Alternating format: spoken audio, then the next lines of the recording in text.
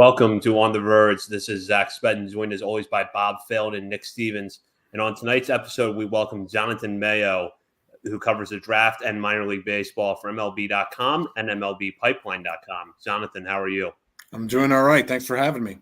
We're glad to have you here. So, MLB Pipeline recently ranked the Orioles as the number one farm system in the game. What, in your evaluation, makes this farm system the best in baseball? I think that when we do the farm system rankings, and obviously you think ranking prospects isn't exact. I mean, this isn't an exact science, but it's a combination of high level, elite level prospects and depth in the system. It's not just going to be one or the other. And the Orioles have, right now a really good combination of both those things. They maybe, lean a little bit more towards, like, if you're going to have those or two columns, maybe a little bit more on the sort of high level. And, maybe there's some other teams that might be a tiny bit deeper, but don't have, the guys at the very, very top of the list that kind of puts the Orioles over the top. I think the top few organizations, are you're splitting hairs, and you could probably shuffle the deck and put the Mariners 1 and the Orioles 2 or things like that, and you wouldn't be wrong necessarily. But for now, we think the Orioles belong on top.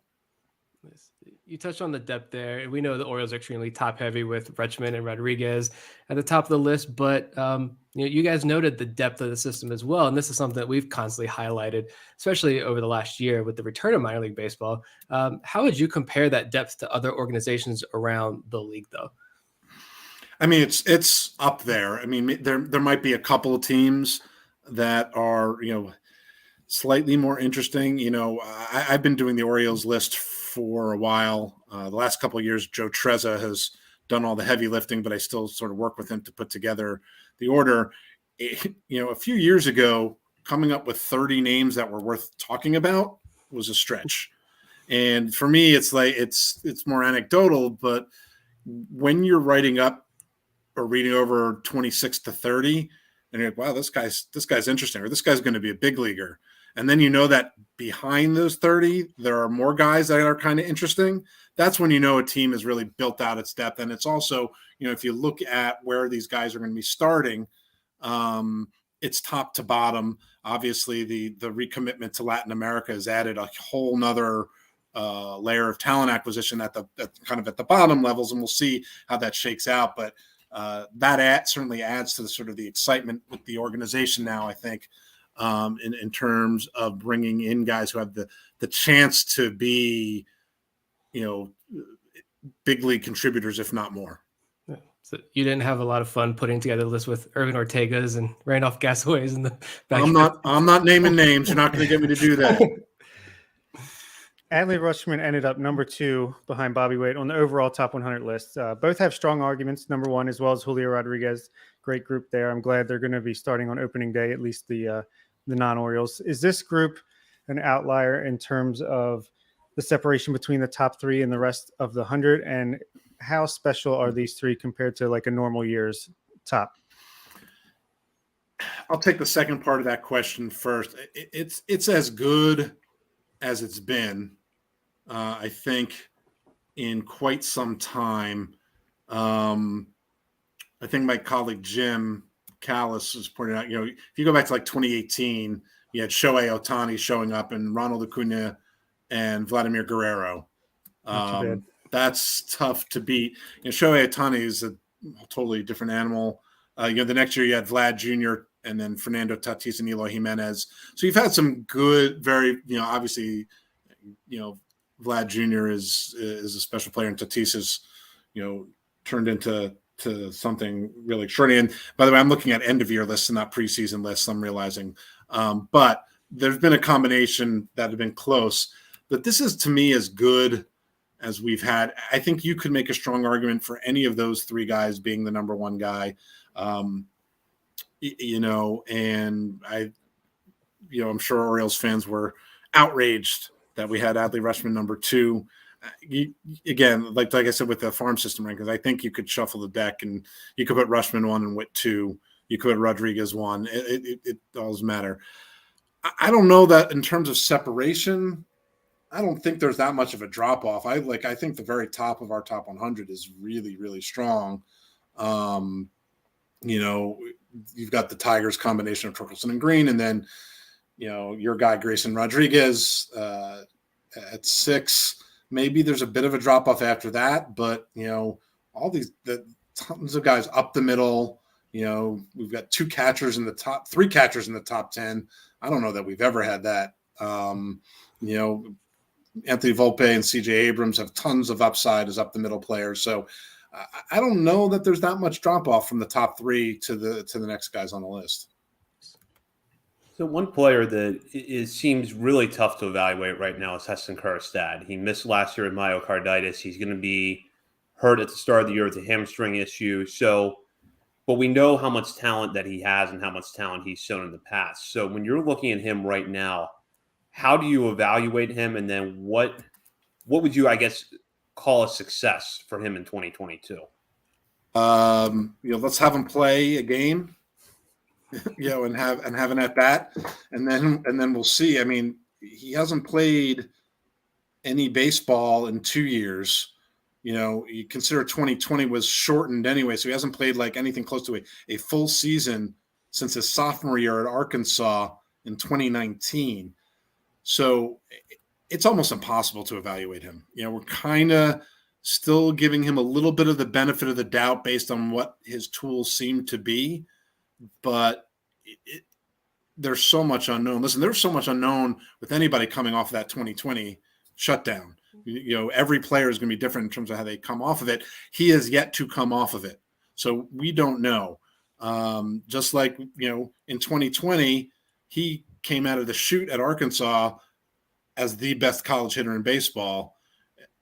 If things had continued that route, the fact that the Orioles took him that high would not have seen as they're saving money, they're reaching for a guy. Right? He may have been the best college hitter in baseball, period, without the asterisk of it being a shortened season. But who knows? Like, I honestly don't know. I think you could have made an argument to put him almost anywhere on the Orioles top 30. Outside of the top few spots, the top 100 guys. Could he have been as high as 6 or 7? Sure. Could he be 24? Yep. Like, I don't know. I think we tried to sort of hedge our bets a little, snuck him into that back end of the top 10 based on what it looked like he might be. And then we're going to sort of see once he gets out there and hopefully can stay healthy and see what he can do. But, we haven't seen this guy face competitive pitching in such a long time that it's almost impossible. He may have been one of the largest wild cards of any player on any list. Nice. Yeah, fair enough. We're definitely, it's frustrating, especially after that second injury with the hamstring this year. Hopefully we get to see him at some point this year. But another guy is coming off an injury, but I know you've written about him a couple of times. MLB Pipeline seems to be the high outlet on Joey Ortiz. Kind of gets overlooked, I think, because, with Gunnar Henderson, Jordan Westburg, some good up the middle depth in the system. But what kind of feedback are you getting on Joey Ortiz when putting this list together and when you visit spring camp recently?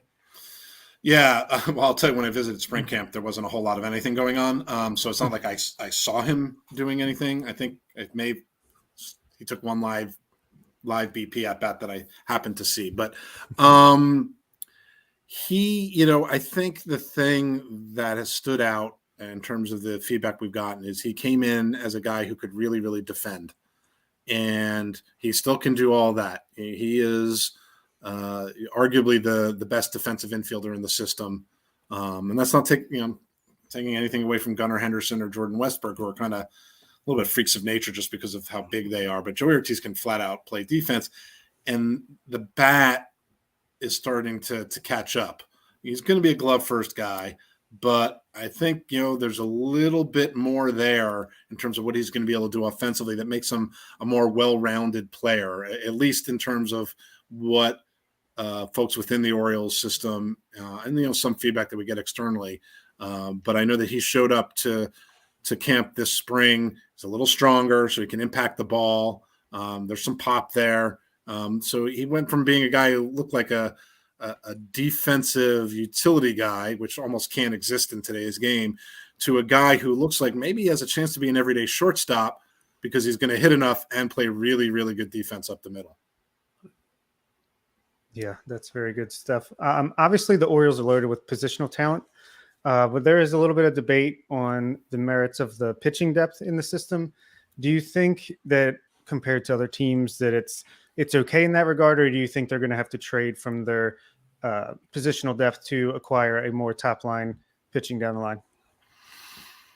I think it's going to depend on what happens with a few of these guys in this year. I mean, we'll put a pin in Grayson Rodriguez because he's what everyone wants. And he's frontline starter potential all the way. Can DL Hall stay healthy enough, throw enough strikes to be the guy that we think he can be?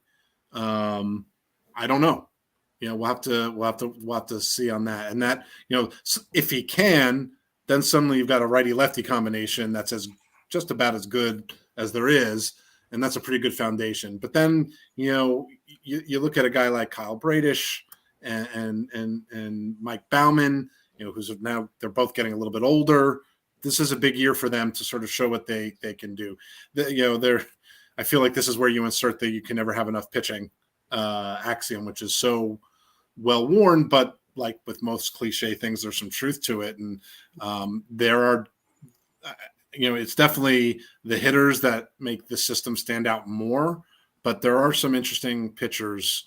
I don't know that you necessarily trade for more pitching at this point. I think wait and see once things start turning the corner a little bit.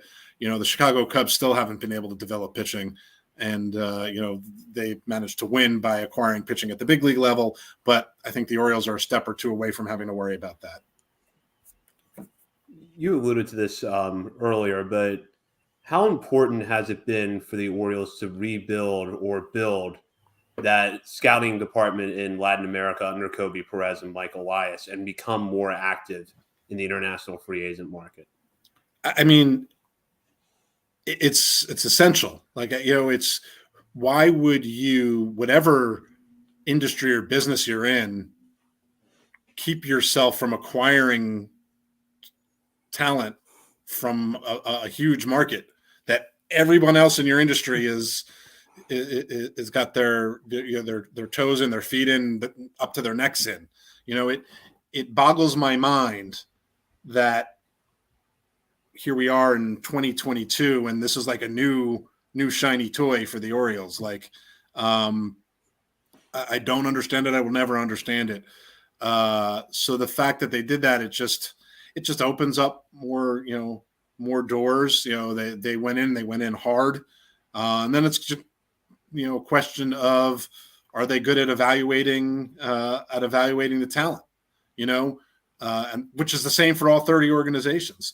If you're good at it and you find good players, I marvel at Latin American scouts because you're looking at 14, 15-year-olds and trying to think about what they're going to be when they're 24. It's really hard, and you're going to miss a lot. I look at, we have a huge kind of database of international signings over the last several years. And you look at guys who got 7 figures and like, what happened to that guy? Is he even in baseball? And there are guys who got $30,000 who are like knocking on the door in the big leagues. Hey, Ronald Acuna, I think only got $100,000. So it's a hard market, right? But I don't think you can be successful long-term as an organization without being involved in it. So that was as big of a move, as big of a sign that the Orioles were serious in terms of trying to actually build an organization that could succeed. Nothing was bigger than reestablishing ties to Latin America. Love it. We're excited. Delmarva, the low A team, is loaded with some of these international signings and guys they've traded for. So that's the team I know we're going to be focusing heavily on this year. But since you're here, we have to ask you about a fellow Mayo in Kobe Mayo, of course. So what what is this kid's ceiling? Because he's a favorite of ours. How high can this guy climb up, prospect list, and what kind of a future ball player do you see in Kobe Mayo? Well, it's family, so I have to be careful, otherwise I won't be welcome at Thanksgiving. I'm kidding, or am I? No, he's got. Listen, he's one of these guys. He's going to play in the big leagues, and it's going to be a question of, is he Joey Gallo, right? Does he hit 200 with a bunch of homers, or is there a little bit more of a hit tool there, which turns him into an all-star kind of player? And I think, we're going to have to wait and see. He showed a little bit more hitability than I think some were expecting. We'll have to see where he ends up playing. He's so big. I almost, I wouldn't want to move him to first base because the arm is ridiculous. I almost would put him in left field. In terms of Joey Gallo, that's where I think there are a lot of similarities because I don't think he can play third. We don't have first. And Joey Gallo's turned himself into a really good defensive outfielder, which is something nobody predicted. And I think that Kobe Mayo, he's athletic enough where he can handle it. It wouldn't be to stand out there and if it's hit your way, catch the ball. I think he actually could be pretty good out there. Now, I wouldn't move him off the third yet. Let him keep getting his reps there and see what happens. There are plenty of guys who, have played that position and I don't know. Chris Bryant played, probably still could play there if there was the need. I think he has the chance to be an impact bat. It's just going to be a question of what it looks like in terms of what those numbers are. But, if you told me that regardless if he hits for average, he hits 30 homers a year in the big leagues, I could believe it. Yeah, for sure. Prospect rankings are just that, and obviously don't guarantee future success. But how much does it typically correlate for a team to reach the top of your list and then, make a playoff appearance not too long after? Without making it sound like I'm sort of tooting our own horn, because I think this is true of all sort of prospect rankings, there is a definitive correlation between having a highly rated farm system and top level prospects and big league success. Doesn't mean you win a World Series. No, there are too many variables that come into play. But, you look over the years, the Houston Astros, Kansas City Royals going back to 2011 when everyone's like, oh, this is the best farm system anyone's ever seen. And they cashed in all those chips. Some got to the big leagues. They used a bunch of trades and they won it all. You look at what the Atlanta Braves did last year using their farm system, which was, really highly rated. The list goes on. The Chicago Cubs, when they won. So there is a direct correlation. And then it's going to come down to how you use that strength of your system. And, none of it matters until these guys get to the big leagues. We could pound the table and say Adley Rushman should be the best prospect in baseball. He still has to go and play well at the big league level. Now, no one doubts that he's going to, right? He's as close to a can't miss as there can be, assuming health and everything else, but you still need to go and do that part. So this is all kind of on paper, but by and large, when you have a top farm system, because those guys get to the big leagues and produce, and because you have depth, then you can start making trades from the depth of your system to help the big league club find those final pieces that maybe you weren't able to get through homegrown talent. Well, Jonathon, we really appreciate you coming on tonight. We have 2 quick listener questions and we'll let you go. The first one here is from Justin, who first of all wants to make sure that we tell you that you rule and he loves your MLB network work on the draft. Cool. And he wants to know who's your top draft prospect as of right now. As of right now, it probably would be Drew Jones. That's Andrew Jones's son. And boy, I'm old. When with the sons of guys that I remember as prospects is I've been doing this too long, guys. But there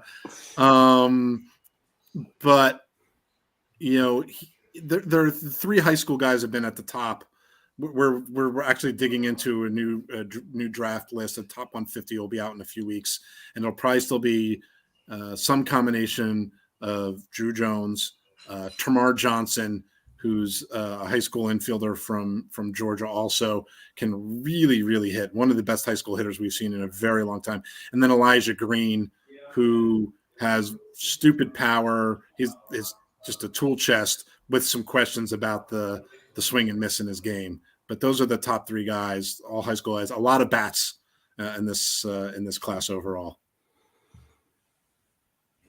One last question from Chris. He wants to know, the Orioles, with this recent Tanner Scott Cole Sulser trade, acquired the Comp B round pick from the Miami Marlins. So 5 picks in the top 75, I believe now. But his question is, how does this do you think this affects the team's flexibility with the draft? Does this affect their flexibility significantly, or is this just another chance to get a good prospect at the top of the draft? Both. I mean, I think teams have shown the ability to, when you have extra picks, that means your draft pool is larger, and then you can be as creative as you want to be. You could go straight up and take the best player each time and afford to do that. And that's the thing I think people don't realize, that even if you're picking at the very top of the draft, like no one ever really signs for like full slot, like at the very, very top. So you could take the best player and then be aggressive. Now, I think we've seen what Mike Elias likes to do with the draft, and he tends to be more on the creative side and flexible side. So having the extra picks just gives you more to work with, so that if you decide to save some money up top, then you can see who that guy you didn't think was going to be there with that comp pick. I live in Pittsburgh. You look at what the Pirates did in last year's draft, and they, took the guy they liked the best at the top and saved money because there wasn't a slam dunk number 1 guy. And then also went after 3 high-end high school guys. Now, you're rolling the dice there, but it can be done. And I think that's probably what you'll see, the Orioles do, when it comes down to the draft, is that you can kind of have your cake and eat it too when you have that large of a bonus pool. I love doing that. Well, Jonathan, we really appreciate you coming on. And before you go, tell our listeners where they can follow you on Twitter and what's coming up at MLB Pipeline. I'm at Jonathon Mayo. It's quick and simple. And what's not coming up on MLB Pipeline? I mean, this is just an insane week. It's an unprecedented time for top prospects making opening day rosters. If it weren't for injuries, we might have had our top 5 prospects on opening day rosters with Adley Rushman at the top and Riley Green in the back end. As it is, we'll have 3 of them. We've got Hunter Green making his big league debut, Nick Lodolo with the Reds. So there's all that. We've got minor league opening day. And like I said, in a few weeks, we'll have a new draft top 150 rolling out as well. So there will not be a lot of sleep in the Jonathon Mayo household, not the Kobe Mayo household, but the Jonathon Mayo household. Well, best of luck, and we really enjoy the work that you and the team do over there, so thank you. Thanks for having me. Yeah, thank you. It's Jonathon Mayo of MLB Pipeline. We'll just start off here. Bob, what is your just kind of takeaway from the interview? I guess we're guaranteed to make the playoffs in 2 years. You heard it here first. Jonathon Mayo called it. No, great stuff. We knew Jonathon Mayo would bring the heat, and he did. He was, in the time he gave us, very busy. He provided a lot of good insight, so appreciate him coming on. Yeah, that was my big takeaway. I mean, we're getting into the playoffs like next year. So all this infighting and craziness over the last 24 hours among Orioles fans, Jonathon Mayo put it to bed, brought the hammer down. Yeah, it's cool to get, we've had Kyle Glaser, we've Mayo, we had Eric Longenhagen last year. I wish we could have got him on this year to talk about his list as well, but the lists are over. Minor league baseball starts in less than 24 hours now is the time of this recording, but it's always fun to get different perspectives on guys. And, to hear someone like Jonathon Mayo be so high on Kobe Mayo and so high on the system as a whole, it's reassuring. So it's fun. Appreciate having him on for sure. Yeah, couldn't agree more. We really enjoyed our discussion with him. And now we'll just go right into that topic that has caused the infighting in Birdland since the news broke on Sunday night that the Orioles had dealt Tanner Scott and Cole Sulser to the Miami Marlins in exchange for prospects Antonio Velez and Kevin Guerrero, as well as a player to be named later, and the Marlins pick in the competitive balance round B of the 2022 draft, which we just talked about a little bit with Jonathon. But to get into the prospects that the Orioles are getting back in this deal, Velez is a left-handed pitcher that Baseball America cited as having the best changeup in the Marlins farm system, and his excellent control was marked by a 1 walk per 9 rate in 99 innings last year between High A Beloit and Double A Pensacola. He's expected to pitch at Bowie to start the year. And then Kevin Guerrero is an outfielder that will add to the Orioles' young depth at the low levels of the system. 17-year-old outfielder about to turn 18 here in a couple of weeks, coming off a solid season in the Dominican Summer League, and looks likely to be at the Florida Complex League. And the Orioles will, of course, pick up a player to be named later, as well as that extra pick in this summer's draft. It's been interesting to see the reaction to this trade, and I want to get your thoughts on this because it feels like there's really two types of reactions that we see to trades the Orioles make. It's the trade on its merits, on its own. What does this do now? What is it going to do down the road? That was the Michael Givens trade. That's how that was assessed. But then you have these trades that I feel like some fans and some baseball writers even analyze in the context of what this says about what the Orioles are doing. The Jose Iglesias trade fit that mold, and this trade does too, because the reaction that you're hearing that is negative really doesn't have to do with the return. It has to do with the fact that the Orioles gave up 2 relievers that were not going to cost them a lot of money this year, that had a few years of team control left, and that they haven't added to the bullpen or to the rotation beyond the Jordan Lyles signing. And here we go. Here's another 110-loss season because the bullpen just got a lot worse.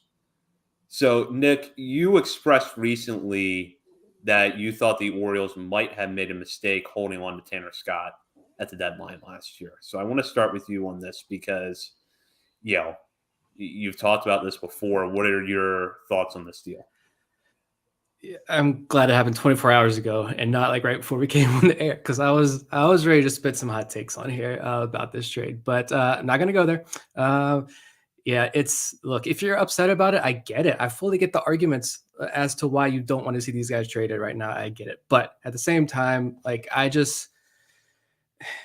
how many years in a row are we going to sit here and say Tanner Scott, if he could just throw strikes, he'd be a good reliever? Like, the guy's getting old. He's 27, 28 years now. He's not throwing strikes. And so I think trading him, you're not losing a lot of production. I think you can replace that production with someone like Brian Baker and or Felix Bautista, some other guys. The piggybacking, if the Orioles truly stick to this piggybacking situation that they want to do, like, that's going to require, hopefully, I know this is ideally, and we're talking about Orioles starting pitching here, but you limit the bullpen innings that you need. And Cole Sulser is like a 32-year-old guy they got off waivers. Like, the Orioles are going to be able to get more of those guys. So I don't really think you're losing a whole lot as far as like the big trade goes. And, we can talk about the return specifically, I guess, as well. And my thoughts there were, you mentioned about Velez, like 4-pitch lefty. We'll see, what he can become. But, he's the 34th ranked prospect in the Marlins system. And I know a lot of people are like, you didn't even get a top 30 prospect for him. Well, you technically, Baseball America, you got one, and then Velez is ranked 34th here. You mentioned the walk rate. He doesn't walk guys. That's all Tanner Scott does is walk guys. So Velez doesn't walk guys. There's apparently the velo bump. Marlins writers love this guy. We had a Marlins beat writer actually reach out last night. I was like, you guys got a gem. And we'll see just how much of a gem he is. But Marlins fans love this guy. So we'll see what Velez becomes. But the kicker for me, and Guerrero, we'll talk about him in like 5 years. I get that seems like a long-term project there.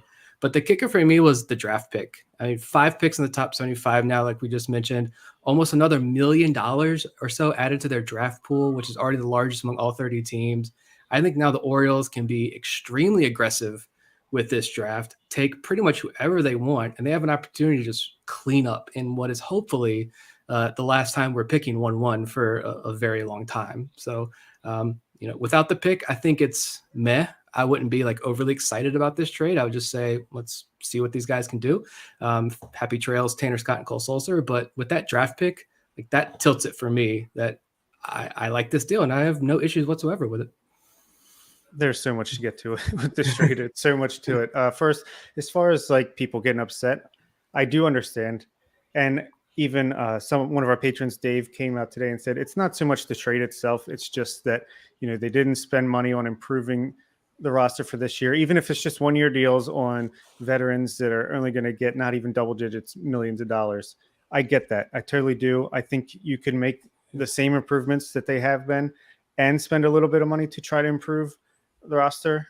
That's not what they've decided to do. So just looking at the trade as a whole, I mean, if we would have traded Tanner Scott and Cole Saucer for the same exact return July 31st or whatever the deadline was last year, because I know it's been slightly moving around a little bit, I feel like this reaction would not have happened. I feel like it would have been like, yay, they did something, they got something, this is the end of another losing season. At least we got something out of these guys. So the fact that they're traded now, I don't really see the difference. And like Nick said, I think it's a good trade. If I compare Valdez to an Alexander Wells or a Garrett Stallings, where he's basically Alexander Wells with better raw stuff. We'll see if that translates more at the higher levels. And Garrett Stallings, he's basically like a left-handed Garrett Stallings with maybe a better changeup. Obviously, he had the best changeup in the Marlins system. Great control guy. Kevin Guerrero, I was comparing to Steven Acevedo, another tall guy, international player who the Orioles have in their system that could use a lot of time to fill out and improve his skills. But the raw talent is there. He signed for $600,000. So basically around the same as Anderson De Los Santos, who is an exciting player on to come up now for the Orioles. So they have someone to work with there. Be very interesting to see who the player to be named later is. I mean, it could be a recent draftee, recent international signing. Maybe it's Nick Neidert, who the Marlins just DFA'd, and actually wouldn't be too mad about that. And then, of course, the comp pick, which just gives us, Elias is really taking advantage of this, hopefully, last year of being at the very, very top of the draft and going to do everything he can to make the most of this year's draft. Yeah, the draft pick for me is what kind of tilts the scales of this deal, and I agree with Nick there, because it does give you that flexibility and it does give you the opportunity to add another good player at the top of the draft. And we're not looking just at the last year of the Orioles hopefully picking this high in the draft, but we're also looking at the last draft without a draft lottery. We don't really know what's going to, determine where the Orioles pick next year, because they could have the worst record in the league again and draft 5th, or they could have, the 4th worst record in the league or the 6th worst record in the league and pick first. So there's a lot of variables you can't take into account, whereas this draft, what the system is, you can dive right in and start to make some move. With Valdez, I feel like anytime you have a lefty who doesn't walk anybody and has a good changeup, I'll work with that. Yeah, even if that's a reliever down the road, that's something I think you can work with. And, Bob, I think that's kind of an apt comparison with maybe Alexander Wells, but better raw stuff, because the one thing that we've talked about for years with Alexander Wells is his pitches are all fine, but there's nothing there that really stands out, whereas Valdez at least has a changeup. Guerrero, 6 years from now, ask me what happens. This is either going to be a stroke of genius or we're not going to remember that he was included in the trade. But this kind of feels like one of those moves where we talk about you raise the floor of the system. Now you've had an 18-year-old outfielder who's going to be in the FCL this year, has an interesting mix of tools. Maybe he puts them together. And a year or two down the line, you got a really nice outfield prospect in your hand at the lower levels of the system who's in his early 20s and could, help you within a couple of years or be a trade chip when the time does come to go out and get talent. I do want to get to the frustrations of this deal, though, because I understand it. I understand where the Orioles are, setting them, looking like they're coming up with another bad season. And I don't think it's a coincidence that the reaction to this deal was so bad right after Dean Kramer got hit around in a spring training outing against the Twins. I don't think those two things are entirely unrelated to each other, because I have to admit I was watching that game and I felt kind of down watching it. It was not fun. And I do have fears about the starting rotation this year. And that's something we'll talk about in our opening day prediction show later this week. But I'll say this about Sulzer and Scott. Their not being here really doesn't change the way that I look at the 22 Orioles very much. Because at the end of the day, if your starting rotation is not better than it was last year, and you don't do a better job shoring up some parts of the roster that were terrible last year, like most of the infield spots, other than where Ryan Mountcastle and Ramon Arias were playing on a given night, it's not going to matter. It's not going to matter who's going to be in the bullpen because the rest of the team is so bad that Cole Sulzer could go out and have another 2.5 win season, and it's not going to make a difference. And I think that production, you have a mixture of guys like Felix Bautista, Nick Vespi, Siena Perez, Brian Baker, that you can try to make up for that, I think, and possibly succeed. But it's not going to matter if your starting rotation is bad. So losing 2 bullpen arms, even if you have high hopes for them going to Miami, doesn't significantly change anything about the 2022 Orioles. It just doesn't. It's all in what the rotation is going to do and what those weak spots from last year, if they're going to come back or not. Yeah. And it's like you said, we've talked about this before. There are some guys that are going to be better relief prospects this year than the last couple. So like the guys you mentioned, and Logan Gillespie, Nolan Hoffman, Cole Uvala, there's plenty of guys that actually have more potential than, the Dustin Knights of the world, the Manny Barretas, who, they weren't terrible pitchers, at least at the minor league level, but I feel like there's more upside there. There's more raw stuff when it comes to that. So you're opening up spots for them. You're opening up spots for guys who aren't going to make the rotation. Maybe Keegan Aiken can try to be Tanner Scott with a much less good pitches, but these guys that are flaming out a little bit, and maybe we should get to that comment that Mike Elias made about the guys that we saw make their major league debuts, or at least get their real first shot at the majors last year. Dean Kramers of the world, maybe they can try out in the bullpen instead, and with the 26-man roster in a month or so, guys like Sulzer and Scott, who you pretty much know who they are, they're taking up their spots. So you need them to find out what you got moving forward. You still have, I think, what could be a decent bullpen here. Like if Jorge Lopez is your late inning guy, I mean, we saw what he can do out of the bullpen. He was pretty good in a small sample. And so, and everyone, I feel like all Orioles fans have been clamoring for him to get to the bullpen. Well, here he is. He's in the bullpen now. So let's see that. I know a lot of people have been high on moving Kramer and Aiken to the bullpen. Well, here's that opportunity to do that. I think Paul Fry can turn it around, and I think the Orioles liked what they saw. It's clear that if the Orioles don't think you are going to be able to contribute even to a 100-loss team, like they're going to get rid of you pretty quickly. They brought Paul Fry back. They didn't have to. So I know there's all the jokes about him facing the Rays, but he's looked decent this spring. Dylan Tate, we still don't know what he can become, but I think we all like what we've seen out of him this spring.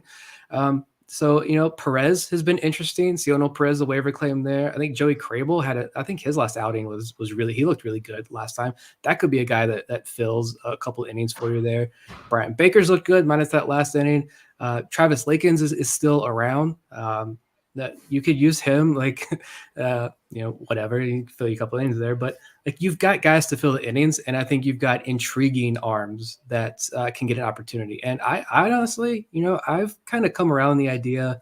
I think I'm fully bought into the idea of just keep Michael Baumann in the bullpen. I think Nathan Ruiz made that comment in that game against the Twins when Baumann came in the middle of the inning. They didn't give him the clean inning. He was like, could this be a sign of maybe what's to come? Not giving him the clean inning, bringing him with guys on base in the middle of the inning, try to get one more out. Maybe there's something to that. And I'm fine with, sticking Michael Baumann in the bullpen and let's rock with him there, because I think that stuff could work very well in short innings. And you've got Grayson Rodriguez coming up soon. You've got Kyle Bradish is right there. It seems like the organization is not going to be hesitant to bring DL Hall up. I think the starters are going to come down the road. So why not use these struggling sophomores that Mike Elias has been referring to? Try them in the pen. Here's your opportunity. And as we've seen with Tyler Wells this year, if you think there's a possibility there to put them in the rotation down the line, you can do that.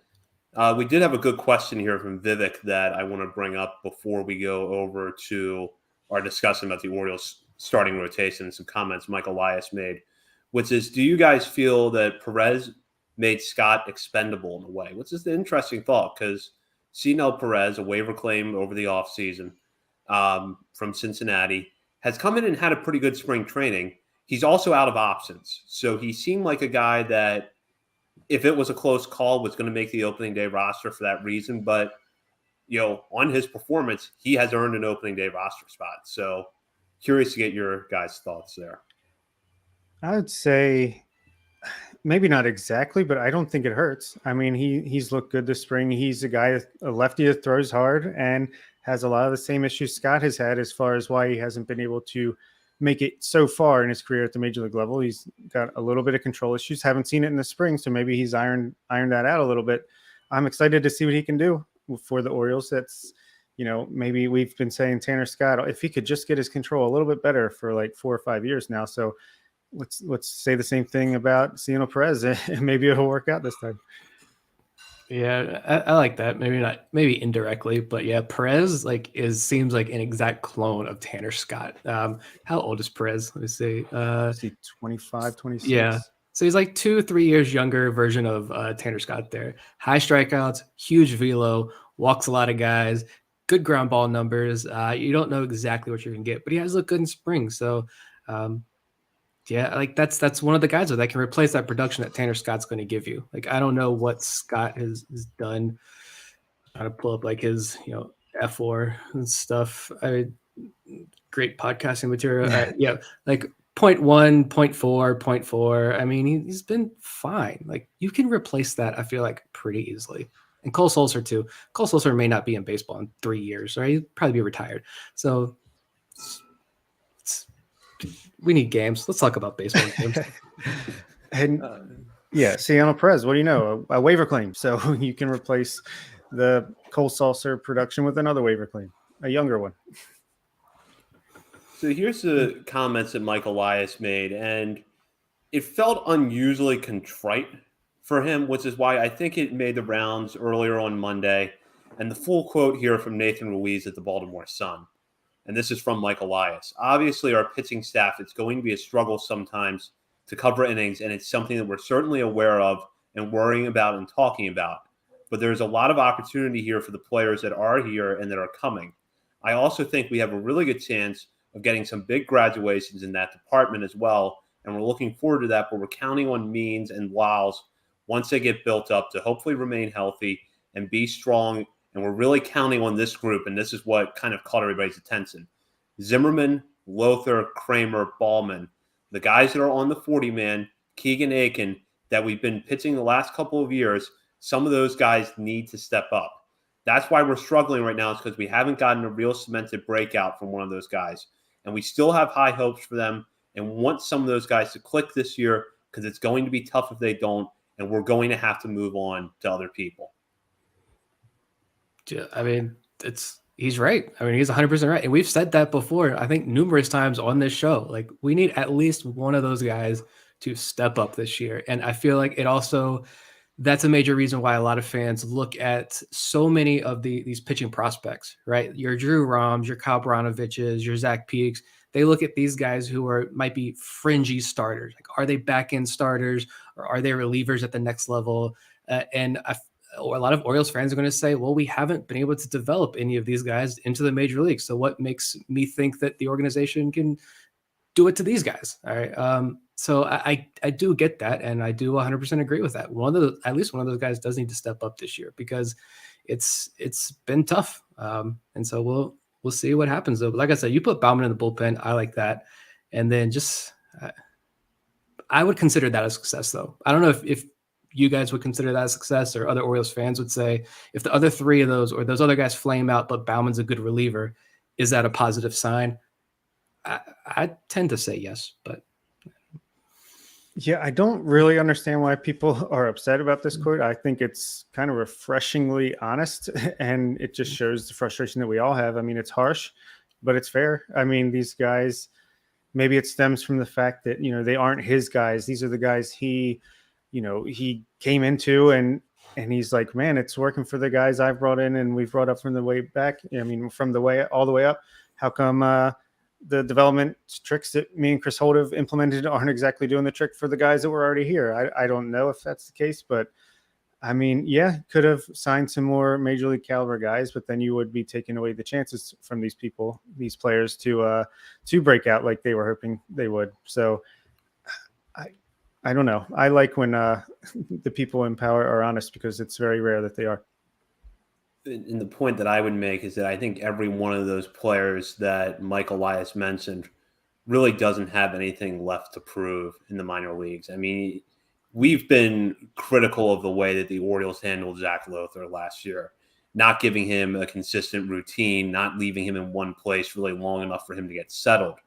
And I stand by that. But I think even if you sent Lowther to Norfolk to start this year, you're not doing that indefinitely. You're doing that to let him get his feet wet, and then you're going to test him in the big leagues again.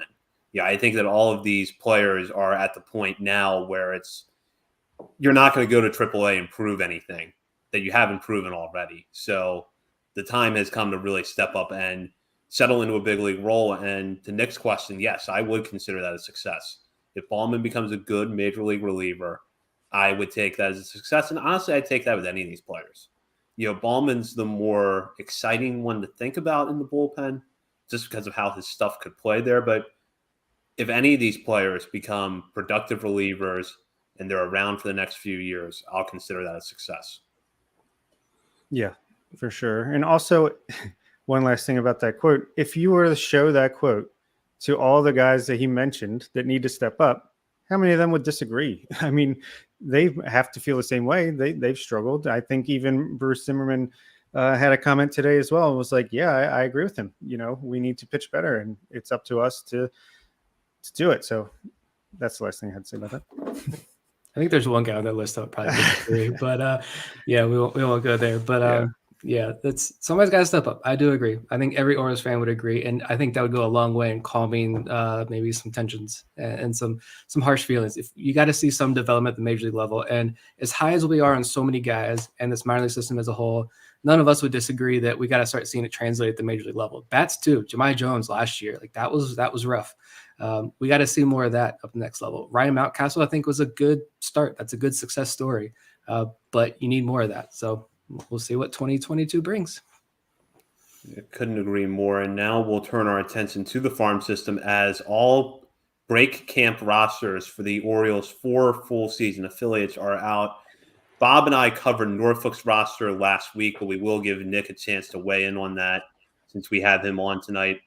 But we also have the rosters for the Bowie Bay Sox, the Aberdeen Ironbirds, and the Delmarva Shorebirds. And once again, looking at some rosters, all 4 rosters are exciting to start the year. But once again, Bowie might be in the best position to succeed of anybody, maybe the best roster top to bottom in the system. But that's something we can talk about a little bit more. So, Nick, since you didn't get a chance to weigh in on Norfolk last week, any thoughts on the Tide's roster? Yeah, and we were just a little bit too late getting Brad Selick on. I wonder what could ask him about that extra draft pick, extra $1 million. What fun he's going to have with that. But yeah, this Norfolk roster, I love seeing Kyle Brownovich in Norfolk. I know we talked about that on a recent show. I was curious, would he crack that Norfolk roster? Would he be pushed to Bowie? It's good to see that the Orioles went ahead and pushed him up to Norfolk. I think there's a small chance to see him at the major leagues at some point this year. Bob touched on our Kevin Smith findings last week. He's getting the opening day nod for Norfolk this year, so I'm anxious to see how he handles a clean slate in 2022. And I will be the first to apologize to Kevin Smith if he takes advantage of that. But I think the outfield really needs to produce, though. Like, can Diaz stay healthy? Obviously, I didn't even say that. Robert Newstrom, I know he's become a fan favorite of Orioles fans. Like, can he be consistent all year? Same for Stowers. Can he avoid the long slumps? Can he keep that walk rate high? Continue to use the whole field like he was when he got Norfolk last year. Those are kind of some of the things I'm looking for. And of course, there's this Grayson Rodriguez guy I've heard is pretty good. So that'll be a fun guy to go watch down in Norfolk if you make the trek down there. I couldn't agree more. So we'll start with Bowie's roster. And really the highlight here is the infield because you're going to have Gunnar Henderson, Joey Ortiz, and Jordan Westberg in that mix, along with Andrew Dasbach and J.D. Mundy. You also have Adam Hall there. So the infield is stacked, but you look around this roster, and this is why I think it's the deepest of the bunts.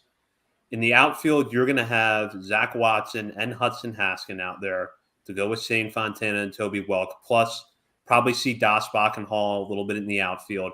Maverick Hanley behind the plate with Cody Roberts, catching a pitching staff that is going to include the likes of Zach Peak, Drew Rahm, Garrett Stallings, Brandon Young, along with some guys like Logan Gillespie and Cameron Bishop, who got time at Bowie last year and are going to be back there. Connor Lopritz is there, Nolan Hoffman, a minor league Rule 5 pick. Shelton Perkins is making the move up. And you're going to have Morgan McSweeney, who Fangraphs has kind of picked out as a possible breakout candidate for this year that we should have our eyes on. So this is coming off a championship appearance in Bowie, pretty deep roster. How dare you? Did you mention Adam Stauffer?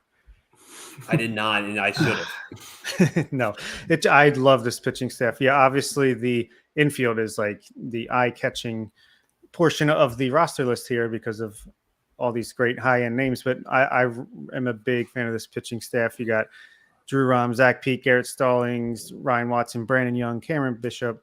I mean, that's loaded there. 6-man rotation, I'm assuming, and then a bunch of guys that could really end up being good relievers like Logan Gillespie and Nolan Hoffman and Adam Stauffer. I guess we can mention him. I'm excited for Billy. I might go to Sunday afternoon's game. I might drive down, make the long drive, and check him out just because why not? Baseball's here. Yeah, this is when I get super jealous because I'm like Monday morning, 6 a.m., I'm going to be welcoming my second child. So as long as everything stays on schedule there, which we know it won't. So it's like, you picked a great time to come into this world. No, but yeah, it's going to be a fun team. Bowie is definitely going to be the place to go, I think, for like elite talent. Like that infield, I feel like we could have that same conversation this year. Like, how do you get all those guys playing time like you did with Delmarva last year? But I'm interested to see like Toby Welk moving to the outfield. I thought that was weird, but it's also kind of like, well, he probably had to add that to his repertoire and he's going to have to make that work, or like, where is he going to get at bats? Mm-hmm. So it's kind of either become more versatile, like some of these other guys are doing, the Adam Halls and others of the world, or, you get squeezed out. So we'll see how that plays out. Also, like, who plays center field? Is it Hudson Haskin? Is it Zach Watson? Two interesting guys there. The pitching staff, you guys already mentioned the names there. A lot of guys who broke out last year, I think, internally. And I think all these guys have a chance to shock the rest of like the prospect community and become well-known outside of our bubble. They're teetering right there. And now, guys like Peak and Young and Rahm, Bishop even, you're in AA. Now's your chance to prove it. And I'm very anxious to see who steps up, accepts that challenge, and who ends up, getting passed by. So we'll see. And I think they've got the perfect guy behind the plate in Maverick Hanley to help them. I think that's going to be a beautiful marriage between Hanley and this pitching staff. Go back to when we talked to Zach Peak a couple of months ago now, and he said it's clear that the guys love pitching to Maverick Hanley. So Bowie's going to be a whole lot of fun to go watch. Yeah, for sure. Hanley behind the plate is great. I want to see if his hitting improvements that he did at Driveline are going to stand out. Adam Hall, is he really going to be this year's breakout player like Matt Blood has talked about in some interviews? And how soon before Zach Watson gets the call up to Norfolk and maybe Colton Cowser takes his place in the Bowie center field? Just a thought before we move on to Aberdeen. Can you picture what the outfield is going to be like on nights where you have Adam Hall, Zach Watson, and Hudson Haskin out there? Is the ball actually going to hit the ground? Because those three can cover some ground out there. Oh, yeah, for sure. I mean, you're going to have to hit the wall or hit it over, I think. So we'll go now to Aberdeen, which has a really interesting mix. And once again, a pretty good infield. But I think the highlight here is probably the outfield, where you're going to have Billy Cook, Colton Cowser, John Rhodes, and Dante Williams, all 2021 draftees, with Cowser as a first-round pick. All four performed well at their run at Delmarva last year. So seeing them here is not a surprise, but still something Ironbird fans can really look forward to. But the infield, Cesar Prieto, we now have the answer on where he is starting. He will head to Aberdeen, and he will be joined in that infield by Jacob Teeter, Connor Norby, Colin Burns, T.T. Bowens, and Kobe Mayo, who is making the leap from Delmarva after an excellent year. A good group behind the plate in Connor Pavoloni and Ramon Rodriguez. I think that's pretty solid right there. And then the pitching staff, if you want to look for possible breakout candidates this year, I would suggest taking a deep dive into Aberdeen's roster because you have Carlos Tavera and Peter Van Loon, two guys that we have talked about on this show as possible breakouts, as well as Noah Denoyer, a guy that all three of us are pretty high on coming into this year. You have Ignacio Feliz, who had his ups and downs at high A last year, but we're pretty hopeful he's going to put it together this year.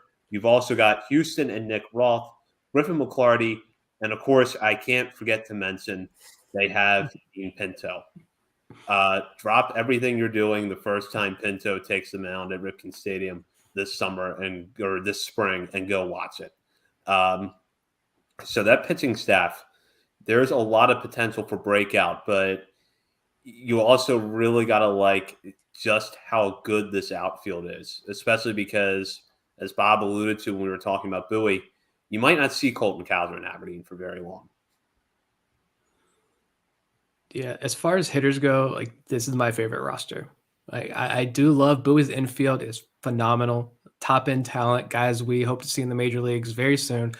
But this Aberdeen, Kobe Mayo, Norby, Prieto, Jacob Teeter, T.T. Bowens, Cowser, Rhodes, Dante Williams, like it just goes on and on. Like there are no holes in this lineup. And the catcher, hopefully the primary catcher, there's going to be Connor Pavoloni, which I think is an underrated guy. Draft pick last year out of Tennessee.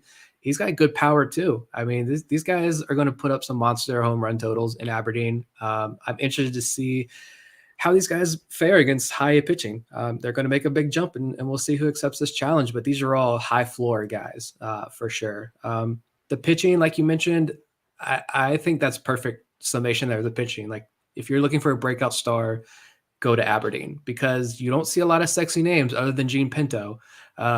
Just tiny fireball of athletic ability and pitching genius over here. But behind him, like who's going to be that breakout guy? Is it Denoyer? Is it McClarty? Is it Tavera?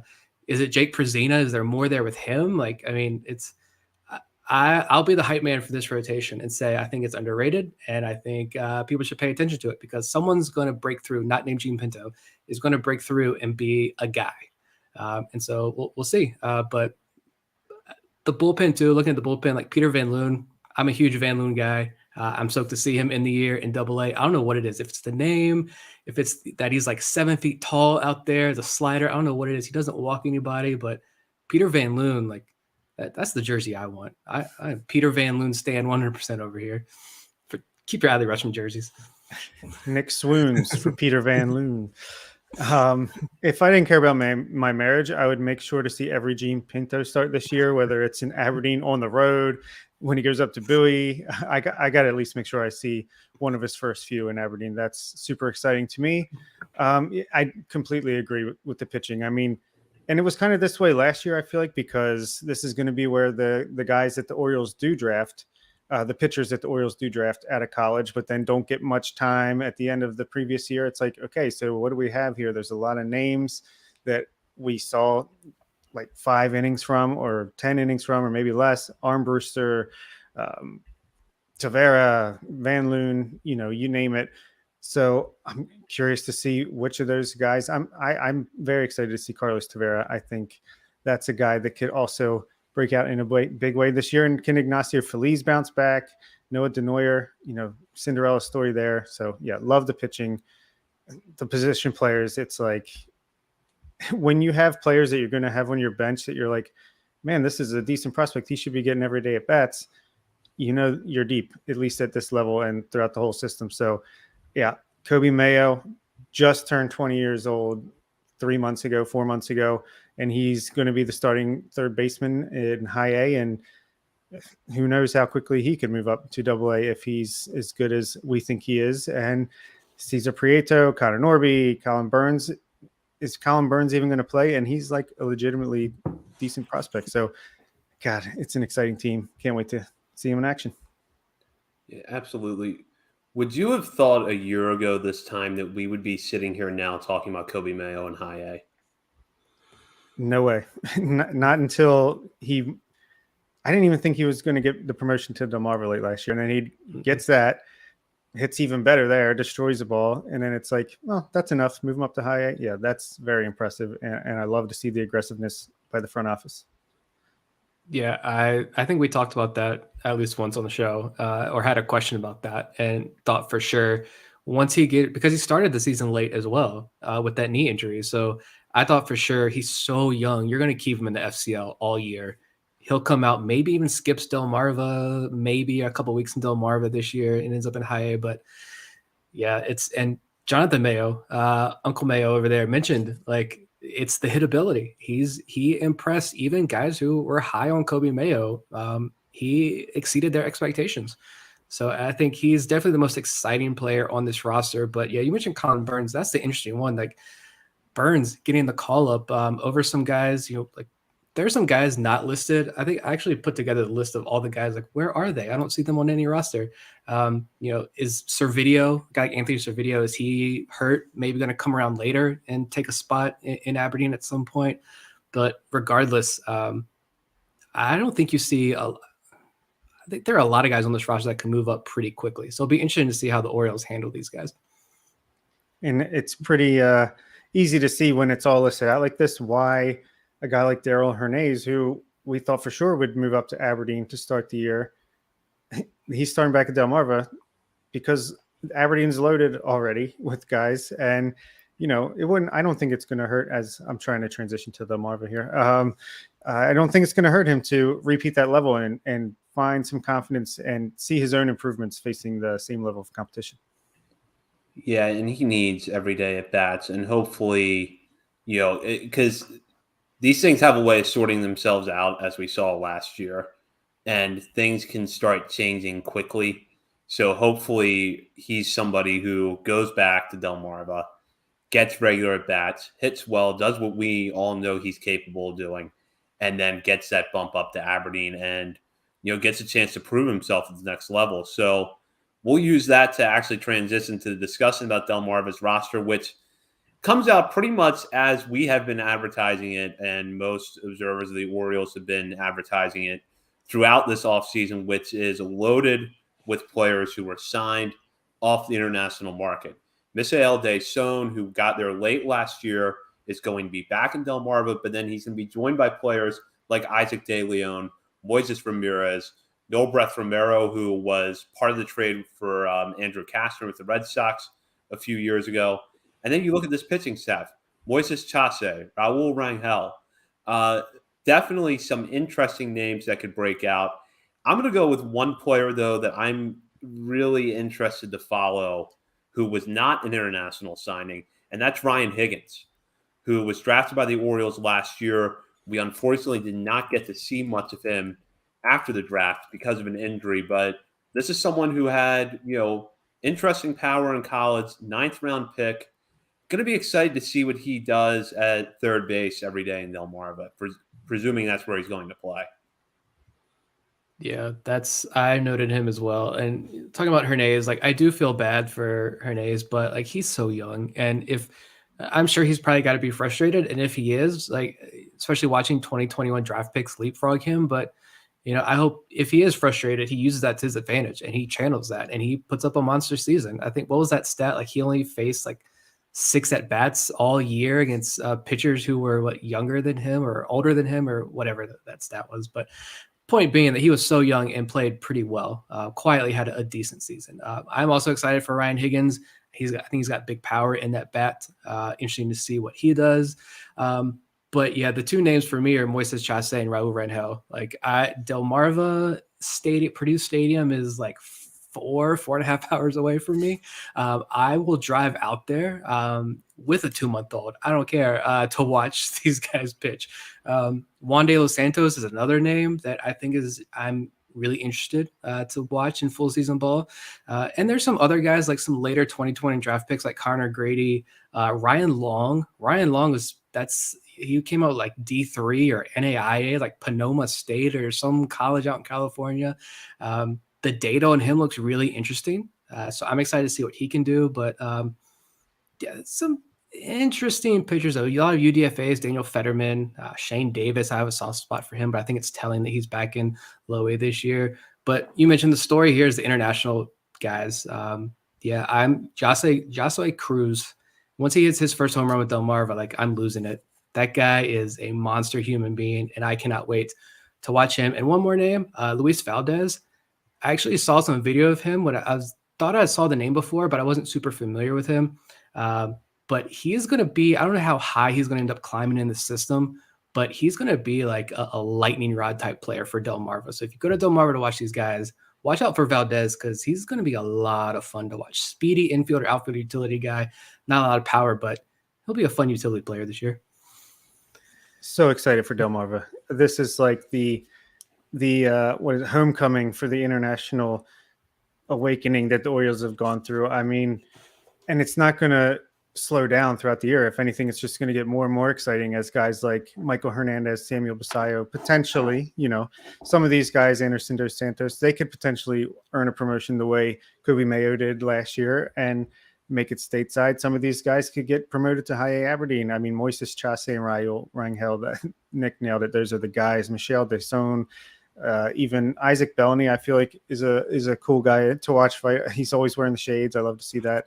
And Isaac De Leon. I want to be able to see these guys that our buddy Eric Garfield has been raving about all of last year. I want to see them on my computer monitor. So I completely understand if the more, I don't want to say casual. If you're watching minor league baseball, you're not a casual. But if you're just like, looking at top 30 lists to see which game do I want to watch, yeah, maybe Delmarva's not going to be that, at least in the beginning of the year until some of these guys break out. But for me, it's like, I got to see what these guys are all about. I think it's going to be exciting because at least a few of these guys are breaking out in a big way.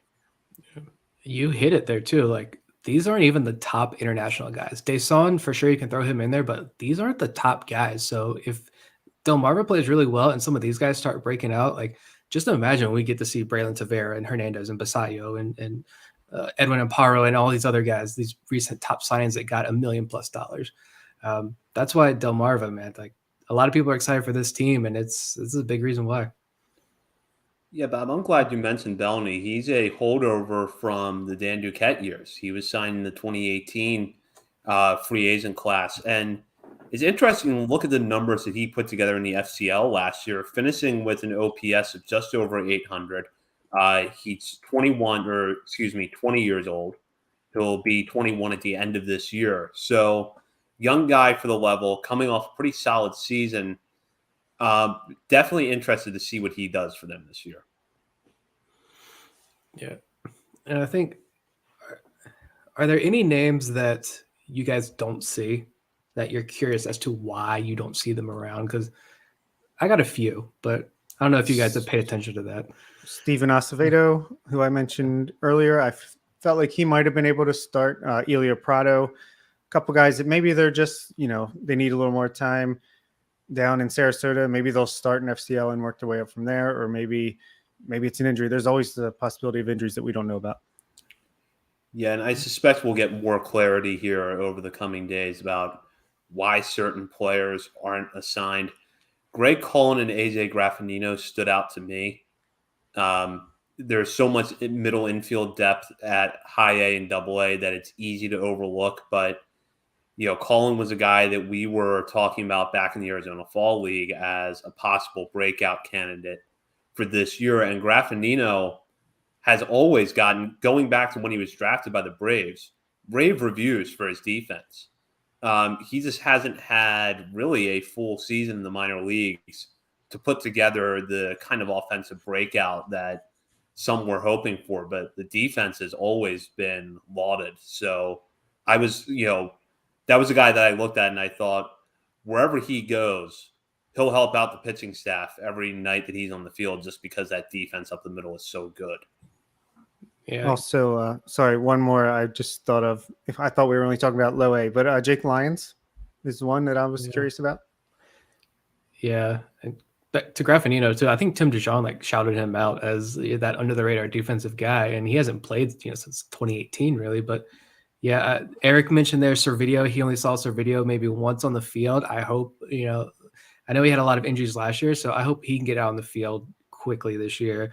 Luis Ortiz, the left-hander, I'm surprised I don't see his name. And Trendon Craig was a name. This is a guy that the Orioles been hyping up, and I thought he was, I want to say, the only hitter of that 2021 draft class, free agent class that didn't get moved up to Delmarva. He stuck around. So I'm surprised he's not on Delmarva right now. You mentioned Elio Prado, Greg Cullen, Jake Lyons was a definite one. Dylan Hyde, we've heard so much about Dylan Hyde and this data darling, this pitcher. Still haven't seen him pitch. And Christopher Cespedes, the masher, I don't know where he's at. And Gene Carmona was the other one. It's so interesting. Unfortunately, I think we're going to see a big wave of releases over the next couple of days. But I'm curious to know which of these guys are hurt and which of these guys maybe we see added over the next week or so. But yeah, and a little more clarity, and just for any listeners who may have missed it, Kyle Bratis we knew was going to be held back initially, so that's why he is not on Norfolk's roster. You also don't see DL Hall on the roster because he's being held back to be stretched out. The expectation is right now that Bratis is not going to be in Sarasota very long before we see him with an affiliate. Hall will probably be a little bit behind Bratis, but hopefully here in the coming weeks we're seeing both of them on the mound somewhere. Bratis' case, I don't know that it's necessarily tied to injury. It might just be that he didn't get a chance to stretch out in spring training the way that he normally would have because he was on the 40-man roster and affected by the lockout, unlike players like Grayson Rodriguez. Yeah, and I think, I don't know if this was another podcast or an article or a tweet, so I apologize if you're listening and you were the one that said this first, and I can give you credit here, but I think the Orioles are pretty proud of what they can do off the field. Look at the alt site, look at what they can do in Sarasota. So they probably feel like it's more beneficial to keep stretching Bradish and Hall out in Sarasota versus throwing them in the fire in Norfolk or Bowie. So I imagine Bradish joins Norfolk's rotation pretty soon, and he's probably not there very long. And yeah, they cut Adley Rutschman. He's not on any of these rosters. That scrub catcher over there. But yeah, Vivek, was that Vivek that said Keegan Gillis? I want to see that 100-mile-an-hour fastball. Where's Keegan Gillis at? I don't know, but we got roster. Got guys like Tyler Nevin who are still at Major League camp, could eventually find their way down to AAA. So yeah, this is not final. And I think, a month or two into the season is when you'll really just see where everyone lands. But no matter what, it's exciting. There are lists of names that are about to start playing baseball in a few days. Before we wrap up tonight, I just want to mention that friend of the show, Stephen Loftus, bittersweet news here. He has left Baltimore Sports and Life. The good news, though, he has been hired by the Atlanta Braves. Stephen, as our listeners know, and as Bob and Nick and I had the good fortune to see firsthand, passionate about his work, very smart guy. So we are so happy for him. Congrats to him and congrats to the Braves. They got a good one. As for us here at Baltimore Sports and Life, Chris Stoner and Matt Corey will continue to do a great job over at the warehouse. Steven's last show with them is out now, but we'll continue to keep going on here. We'll continue to cover the draft. They'll continue their major league coverage, but Steven, we're going to miss you. Yeah. Can't wait for that Orioles Braves World Series in 5 years. It's going to be Stevens guys versus Mike Elias guys. And, best of luck. No. Yeah. Well deserved. Absolutely. Congratulations to Steven. It's great news. And I know Johnny always looking his chops thinking I got that leaderboard right in front of me. Straight shot. Yeah, you still got like 5 appearances to go, John. You're still back a little ways, but I'm sure you'll work your way up this summer. So Bob and Nick, we've covered a lot, and in fact, we've covered so much. We had to do 2 shows this week because we need to do opening day predictions still, which is going to come out in an episode later this week. But any final thoughts before we wrap up? Excited for tomorrow night. AAA. Let's go. Yeah, Norfolk starts Tuesday night. They're playing an exhibition game right now as we speak against Norfolk State. I don't see any updates though. That's unfortunate. But yeah, this is super exciting. This is what we're here for. This is why we wake up every single day to provide this fantastic coverage. Check out the Patreon as well. The daily podcast we're going to start up this week. Yeah, minor league baseball is finally back. Let's get it rolling. Let's see some development. Absolutely. We will be back later this week with our opening day prediction show, so be sure to check that out. In the meantime, follow us on Twitter at BSL on the Verge and check out BaltimoreSportsAndLife.com for Orioles opening day coverage, as well as coverage of college sports, the NFL, and more. Hop on a discussion board and join the conversation with fellow readers of the site as well as contributors to BSL. For Bob Phelan and Nick Stevens, thank you to Jonathan Mayo for appearing on tonight's show. This is Zach Spedden. You've been listening to On the Verge.